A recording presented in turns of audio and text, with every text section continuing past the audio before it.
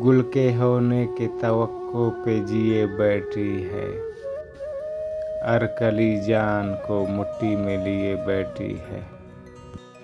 कभी सयाद का कटका है, कभी खौफ खिजा, बुलबुल अब जान हथेली पे लिए बैठी है। तीरो शमशीर से बढ़कर है तेरी तिरछी निगाह, सैकड़ों आशिकों का खून किए बैठी है। तेरे रुखसार से तशबीह इसे दूं क्यों कर, शम्मा तो चर्बी को आंखों में दिए बैठी है। तिश्न लब क्यों रहे ऐसा कि ये कौसर चंदा, ये तेरे जामे मोहब्बत को पिए बैठी है।